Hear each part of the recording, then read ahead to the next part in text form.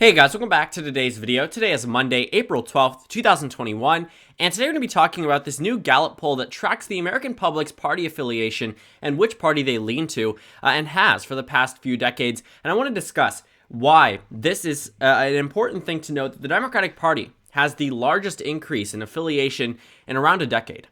Over the past decades, the Gallup polling company has polled numerous Americans, called tens of thousands of voters, and asked them, how do you lean? Which party do you lean towards? Do you identify as a Democrat? Do I identify as a Republican, as an independent? And if you are an independent, which party do you tend to lean towards? Now, the Democratic Party has yet to reach as high of a point as they are now in the past 9 years. And it's not just that. The increase in Democratic Party affiliation is also moving with a decrease in Republican Party affiliation. The Democrats currently have, according to Gallup, as of this first quarter of 2021, which means January, February, and March, around 49% of the American public currently identifies as a Democrat or leans towards the Democratic Party, compared to 40% for the Republicans, leaving 11% in pure toss-up. Now, I know I'm going to see a few comments about how I only cover things that are beneficial for the Democratic Party, that I only cover things that are helping the Democrats. But at the end of the day, in that sense, if you're thinking that, you would probably think that reality has some type of liberal bias. I think that what I'm showing you is stuff that comes directly from the mainstream media and directly from outside news sources and campaigns and insider polls, whatever it might be. And it's always information that I do like to cover. If the Republicans had a sudden increase in party affiliation, of course I would have covered that. But that simply is not the case. The reality of our American electorate is that the Democratic Party has control. They're in a trifecta, so of course more news is going to come out about the Democratic Party than the Republican Party. On top of that, according to Gallup and many other news sources, number one, Biden is popular, and number two, the Democrats seem to be winning and overall party identification. So I'm not going to go ahead and change the way that I cover the media only because it looks better for the Democratic Party. At the end of the day, I'm showing you exactly what you need to see. And it's the same type of thing that I covered back in 2017, 2018, and we still have yet to see what 2022 is going to end up being. But I think that this might be an early indicator of the Democratic Party's resistance against Donald Trump even after he's out of office. I don't think it's a coincidence, following the Capitol insurrection, that the overall amount of people that identify within the Republican Party has decreased. I don't think that is a coincidence. I think there's a very negative connotation currently within the GOP with its relation to Donald Trump, with its relation to the Capitol insurrection. And I really think that's what drove a lot of Americans to say, do I identify with the Republican Party? Probably not. And the thing is, that helps the Democratic Party. Of course it helps the Democratic Party. What you'll notice is that following the election, the Democratic Party's identification increases. Now, as Gallup notes at the end of this article, that it's not surprising to see the Democratic Party's affiliation increase after the Democrats win a trifecta. People like to be on the sides of winners, and if they like the incumbent, they'll probably be more inclined to go with their party. And in this case, that is exactly what's happening. But I think it also might be an indicator, and I think it certainly is an indicator of the lack of Republican Party support. 40% is not strong for a party that's hoping to ride this wave, even if there isn't one, into the midterm elections. Being at 40% when you combine independents is never a good starting point. When you take a look at the numbers based off, pure independent versus Democrat versus Republican Party affiliation, it looks even worse. Just 1 in 4 Americans identify as Republican, compared to nearly 1 in 3 Americans identifying as Democrats. That's a 5-point difference, with 44% of Americans under the independent area. And that actually sort of coincides with the last time the Democratic Party had such a large amount of support. But the thing is, the Democrats are able to get up to 49 at 30%. 30% means that they're getting 19%, or 19% of the overall electorate that's an independent characterization but leans towards the Democratic Party. That's pretty important. That is something that I think is super notable. And I think that the Republican Party is also getting that bump there. They're getting around 15% of the American vote. That's 15% of the American affiliation. That's just into people that identify as independents normally, but lean towards the GOP. But I think you cannot understate how important this is for the Democratic Party, because they can maintain this. The question is, will they? Back in 2010, after the 2008 election, this was a red wave year. 2008, the Democratic Party did phenomenal, and then after such a momentous year for the Democrats, 2010 was like a sweep. The Republicans picked up 6 seats in the Senate, 63 seats in the House, and 6 governorships. The Republicans ran up the numbers across every single election. After 2012, which is when the Democratic Party was in a very similar position in terms of party affiliation, the Republicans were able to win control. After 2012, the Republicans went into 2014 with this mindset that the election needed to be theirs, and they were not wrong about that. In 2014, the Republican Party won back control of the United States Senate and retained control of the United States House, picking up 9 seats in the Senate and 13 seats in the House and 2 governorships. So looking at 2014, it was a very strong year for the Republican Party, despite the initial Gallup data suggesting that the Democrats were going to do better. But that's the thing. You know, what you saw happen back in 2010 was that the Republicans had a pretty significant increase following the 2008 election. That sort of accounted for that red wave. Had you looked at the numbers as early as I am currently, you might have expected the Democrats to do very well. And that's because the Democratic Party fumbled. The Democratic Party messed up. Their messaging was off. The Affordable Care Act was not popular amongst the American public and only remains slightly popular. Now, some people might compare that to the American Rescue Plan, but you can't really. The American Rescue Plan is in the 70s in terms of approval. The Affordable Care Act was actually disapproved of more than it was approved of. And then if you look at 2014, the Democrats, sure, started out with that large advantage back 2012 time period, 2013, but then the Republicans jumped it up significantly. And then you roll around to 2016. The Democrats have around a 5-point advantage leading into the election. Not so great, not necessarily a 5-point advantage, probably around a 3-4-point advantage. They go into 2020 with around a 7-point advantage, and then they leave after the Democrats win back control of the United States Senate with a 9-point advantage. So I think that we could either be seeing a repeat of 2010, 2014, or maybe 2018. Because in 2018, the Democratic Party was able to get a significant increase in terms of overall partisan support. But the thing is, the increase was not enough to even be above what we're seeing today, which is why this is the largest margin since 2012. So at initial glance, I'm going to say it, yes, the Democratic Party looks and seems to be in a pretty good position ahead of 2022. They could actually do pretty well if they maintain this. The question is, will they? The Democrats maintained it back in 2018, but they didn't in 2014 or 2010. So it really is anybody's game, but you still have to recognize it because we're starting to see a repeat of what we see almost every midterm election. In almost every midterm election in the 21st century, the Democratic Party started out with the advantage. I think the only exception might have been 2002 because of 9/11, because of George W. Bush's sudden spike in popularity. But outside of that, in traditional midterm elections, surprisingly enough, the Democrats usually always start out with the advantage. Sometimes they keep it, sometimes they don't. They kept it in 2006, 2018, they lost it in 2010 and 2014. But what we know now is that the midterm cycle is following exactly what we expected. But the thing is that this is not some standard type of bump. This is not even the bump that we saw happen in 2018, which is why I want to make a note of it.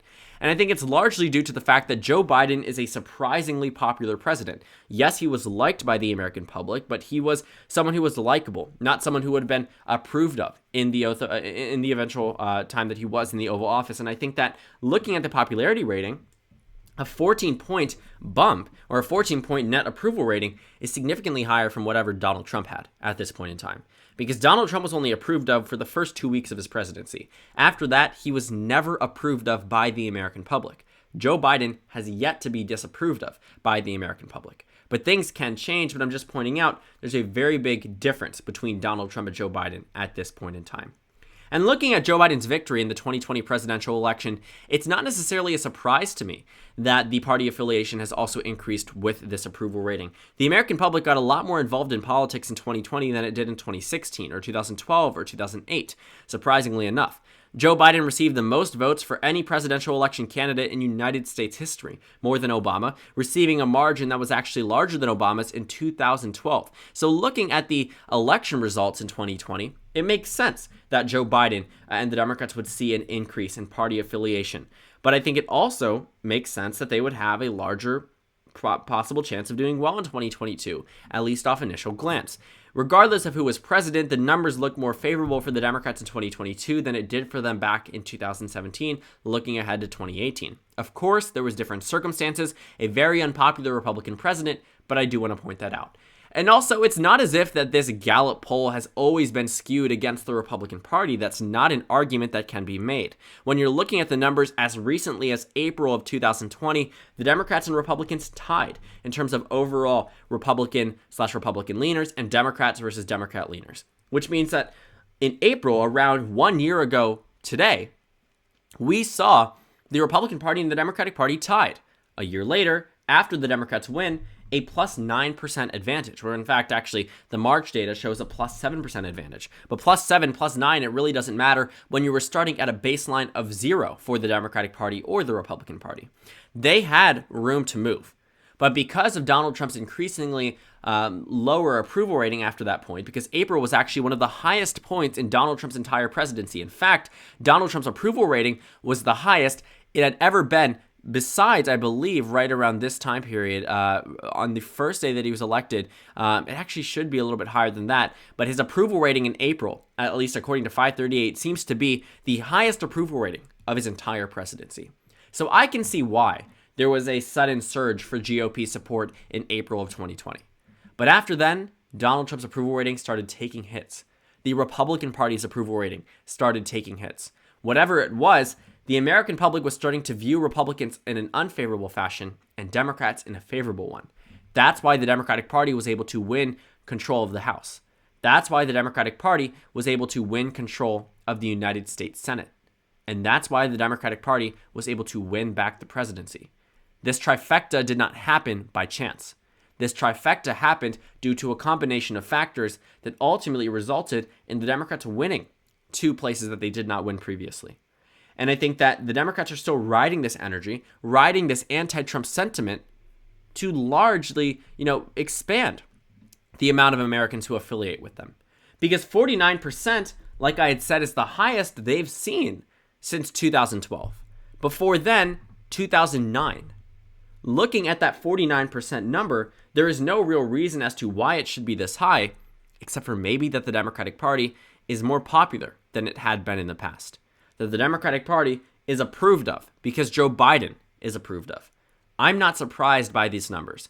I'm not surprised at all. And if you look at the 2008 presidential election, Obama only outperformed Joe Biden in the overall percentage of the vote won by 1.6%. So in 2008, Obama was only able to outperform by 1.6%. And I think that also might tell you a little bit more about Biden's victory, that it might have been a little bit larger than you were expecting.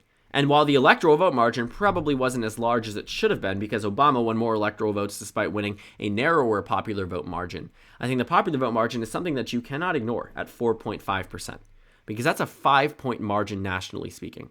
That's a pretty significant one.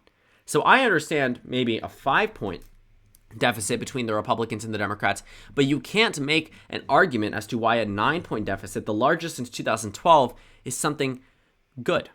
That this is a sign of a Republican wave in 2022. Of course, things can change, as they have changed in the past, but you cannot ignore these numbers.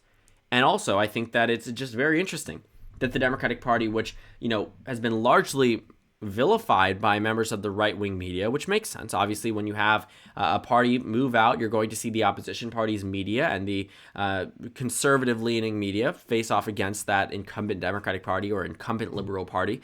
But I think that it's just very interesting that the Democratic Party continuously holds a higher approval rating amongst the American public than the Republican Party. And I think this might have some down-ballot effects in 2022 that we simply can't see today. Because I think largely since the Republican Party is still clinging on to President Trump, his approval rating is rolling over. It's not as if Donald Trump is absent from American politics. We know he's there. He's making websites. He's sending out money. He's endorsing candidates. He's forcing people to run. That's the difference here. After, Hillary Clinton was defeated, she didn't remain as prominent in politics, not nearly as prominent as Donald Trump did. Donald Trump is floating the idea of him running again. Hillary Clinton never did that. In fact, Hillary Clinton was deemed so unpopular that she was pushed away from some of the more competitive Senate races and from some of the more competitive governor races and House races, simply because the Democratic Party knew she was unpopular. She might be an elite, she might be an establishment party person, but at the end of the day, they recognized what a losing candidate could do in potential outcomes in the future. but the Republican Party has not. So when I look at this approval rating, I honestly think it's plateaued. I think we are seeing the same type of anti-Trump sentiment now, even though he's been out of office. And obviously, it won't be nearly as strong as if Donald Trump was in office. But the thing is, the anti-Trump messaging will be beneficial for the Democrats in the meantime. It's something that I had criticized before and said it's not a feasible thing. But for as long as Donald Trump remains relative in politics, there's still going to be that anti-Trump sentiment. Whether it's from former Republican suburban voters, which I can tell you there are a lot of them. Look at Georgia, look at Arizona. There's a very large amount of former Republican voters that simply did not like Donald Trump, or especially liked Joe Biden. Well, as long as Biden remains popular and Trump remains unpopular, because there are still favorability rating polls about him, still in the overall negative. It's not updated on 538 because they just do job approval, but unfavorability rating versus favorability rating, overall, always in the negative. The thing is that Donald Trump's electoral prominence is dragging down the GOP, and we're seeing it here. Because we should not be seeing the Democrats at the highest point in 9 years. That doesn't make sense. Right after winning a trifecta, you would expect it to decrease. Maybe not necessarily significantly decrease, but you might expect some Americans to turn away from the Democratic Party simply because they're in office. But the thing is, they're approved of. And the thing is, the public seems to be having a positive reception to the way that they're handling their jobs right now in Congress and in the White House. So overall, I think it's really important to watch this. Watch the Gallup party identification polling data. If you look at it over the few years, you might see that it indicates where the Republicans will do better in the midterms, where the Democrats will do better in the midterms, and it might give us a pretty general depiction of what's going to unfold in 2022. But as of right now, I'm not going to lie about it, and I'm not going to try to skew my YouTube video simply because it looks as if one party is doing better than the other. The reality is one party is doing better than the other, and that party currently is the Democratic Party.